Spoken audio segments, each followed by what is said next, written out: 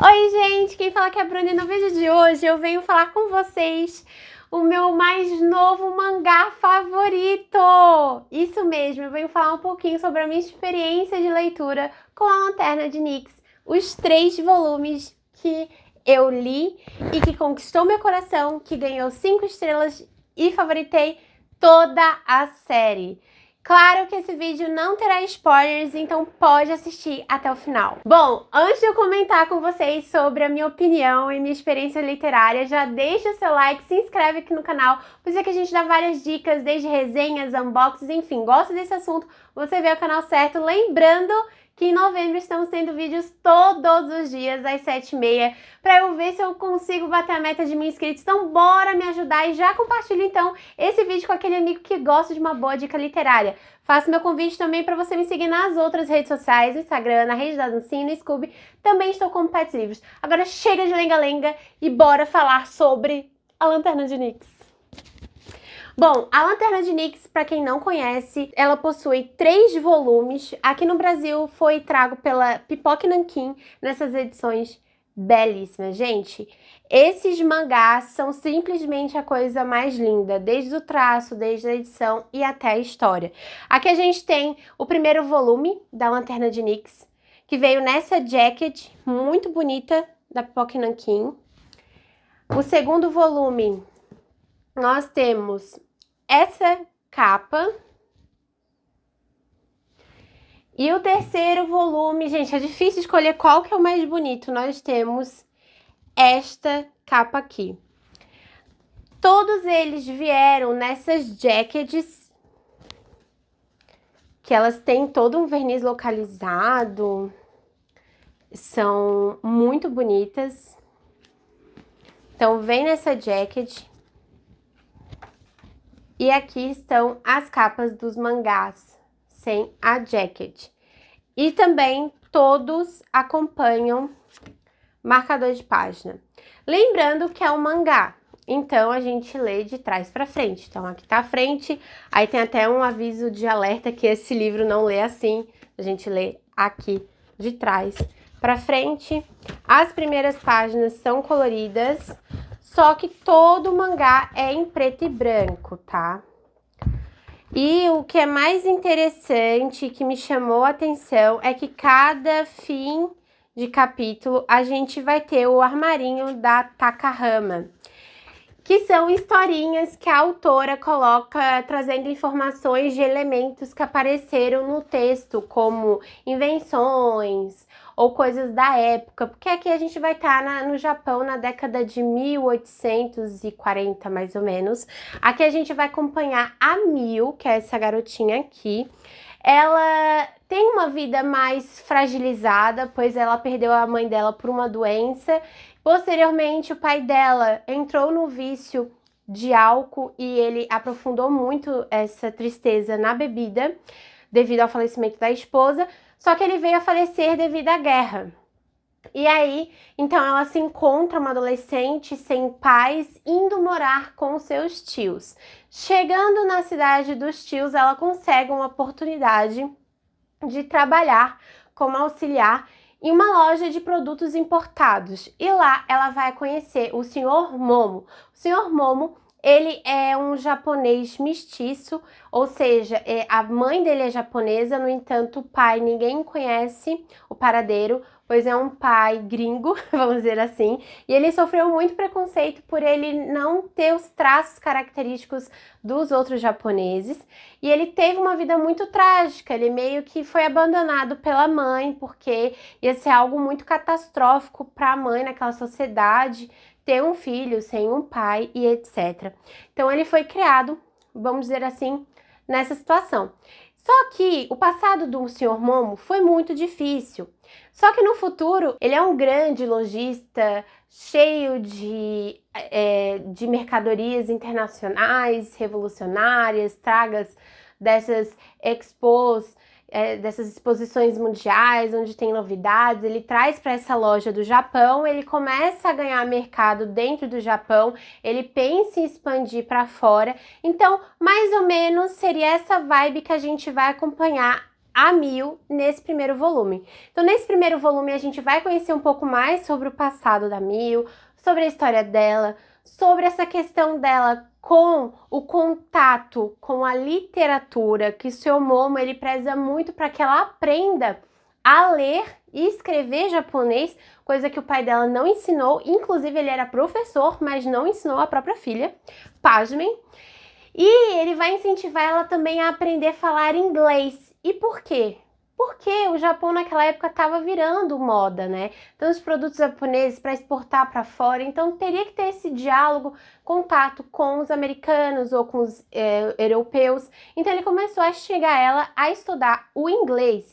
Inclusive ele deu Alice nos Países das Maravilhas como primeiro livro para ela fazer a leitura.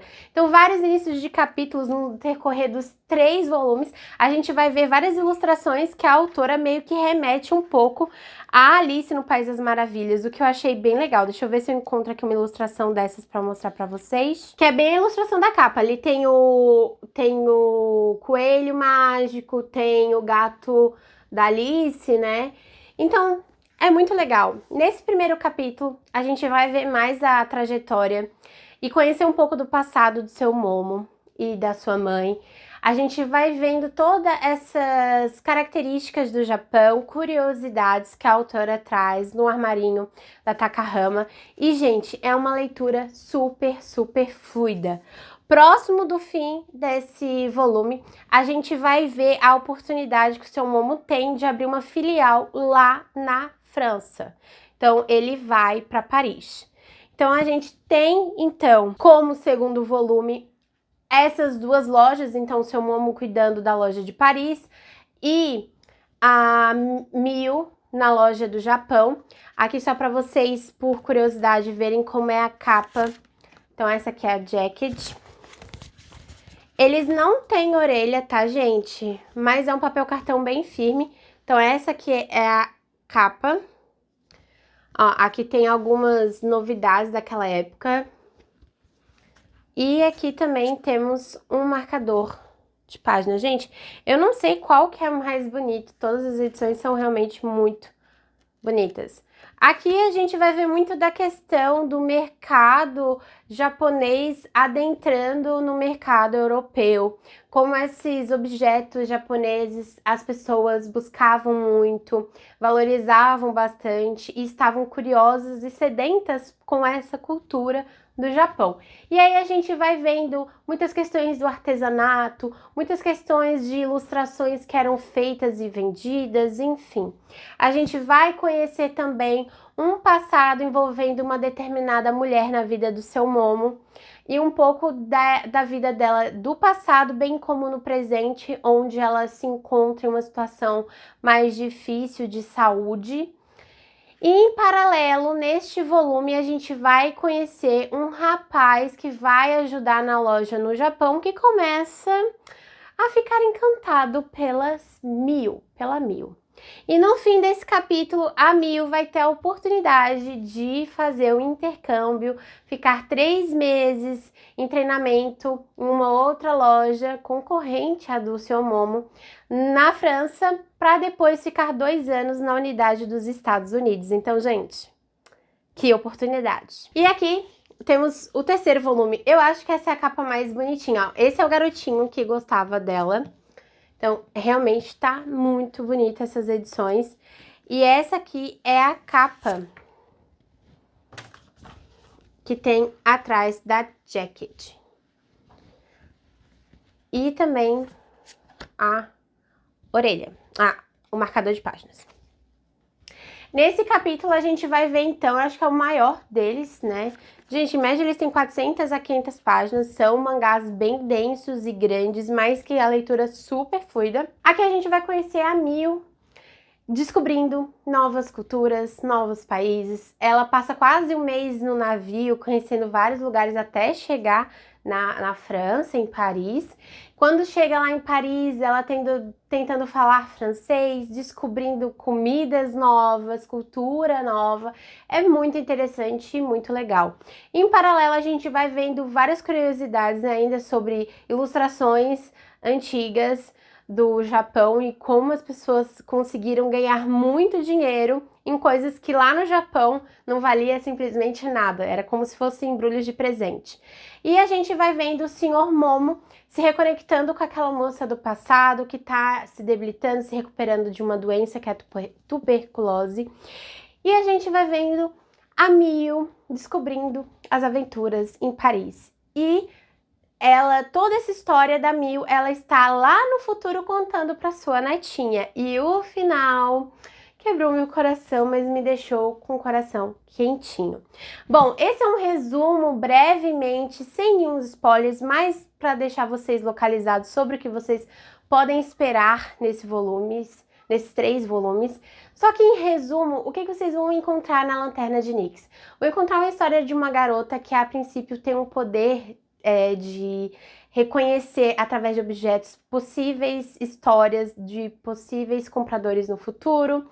Só que ao mesmo tempo a gente vai descobrir uma garota super meiga, super centrada e super forte, apesar de ser tão nova, e ao mesmo tempo com uma delicadeza e inocência. Então a Mio, apesar de todos os tumultos da vida dela, o passado, o falecimento dos pais, tantas coisas tristes na vida dela, ao mesmo tempo ela é uma garota muito doce, muito amável e que também é muito inocente, dá belas mensagens de apoio e de força para aqueles que mais precisam, que estão ao redor dela.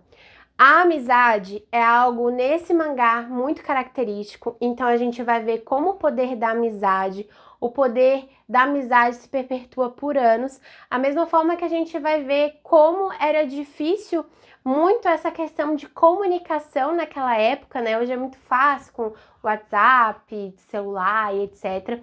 E que muitas vezes até muitas amizades elas se perdiam no decorrer do tempo devido a essa dificuldade de comunicação.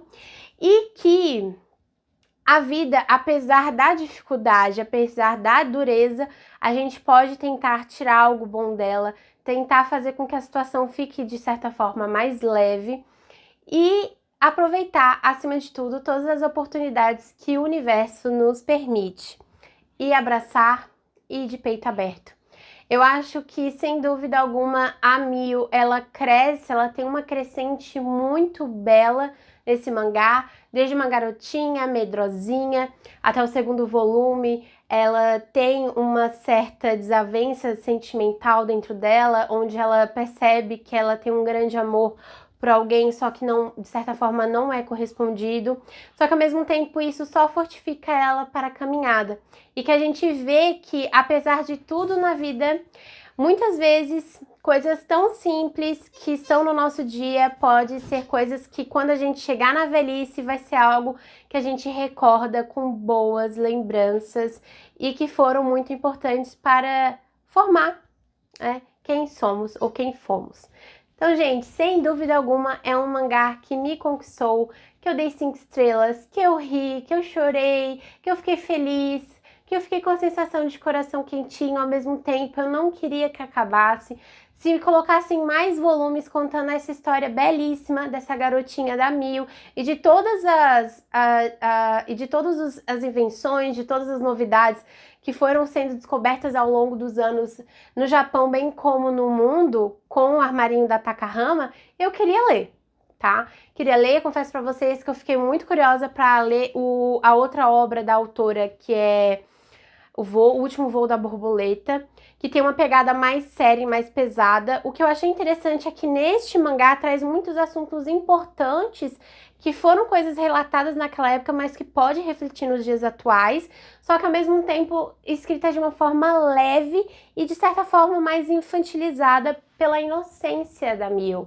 Então, gente, eu gostei bastante, dei 5 estrelas e favoritei todos os volumes e eu super indico. Se você quer conhecer um mangá que vai te conquistar desde a primeira página até a última do último volume, leia A Lanterna de Nyx, você não vai se arrepender.